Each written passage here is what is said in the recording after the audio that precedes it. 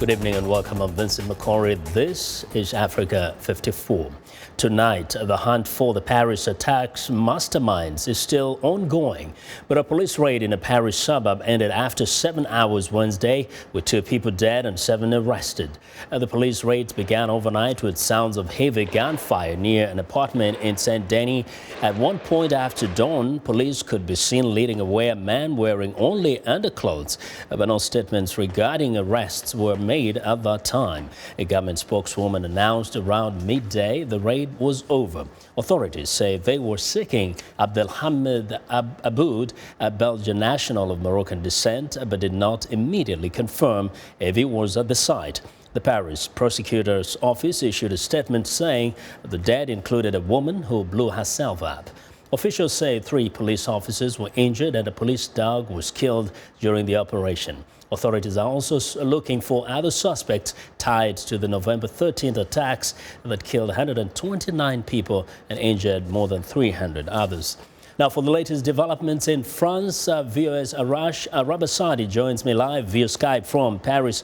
Arash, welcome, and please tell us what is the latest in Paris tonight? Hi, Vincent. I wish I was coming to you with better news. As the world knows by now, this morning there was a raid that was carried out in a suburb of Paris. When we got there, it was kind of what we would expect of any major global news story. You had dozens of reporters, and we saw, the whole area was kind of blocked off, and all the media was positioned at a church that was in the suburb. And there was a point where they brought in the French equivalent of a SWAT team, and they broke down doors of the church because what we were hearing was that it wasn't secured.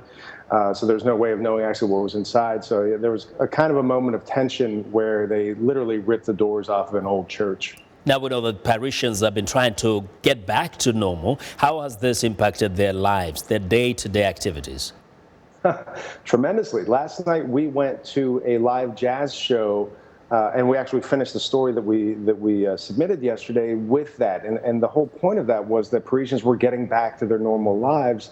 And then this happens overnight. So it's kind of, people were kind of getting used to being comfortable again, to being Parisians again, to going to the cafes again and walking the streets. And then all of a sudden, this happens. And so the tension there, I would say, was high because you have military personnel, you have police out there, and you have the rifles and the submachine guns. And, for anybody living in the Western world, this is not typical of what you would expect to see outside of your apartment, let alone down the street from where you live.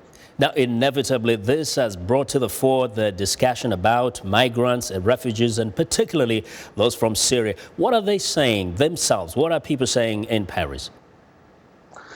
Well, it's a mixed bag. The neighborhood where we were earlier today, remember this happened for us overnight, that community is actually, we're told by our local help here, that it's a very Muslim-heavy neighborhood. So it's kind of, that's where you would kind of expect to find the mosques and the Muslim community. But throughout the rest of Paris, which is a lot unlike this neighborhood, we haven't seen anything, we haven't heard anything other than while we're sitting in a cafe talking with someone getting information, we see perhaps a Muslim man walking by with his head covered, and someone tells us that guy's going to have a difficult time going forward. Arash, thank you very much for your reporting. Thanks a lot. Always a pleasure to be with you. Thank you.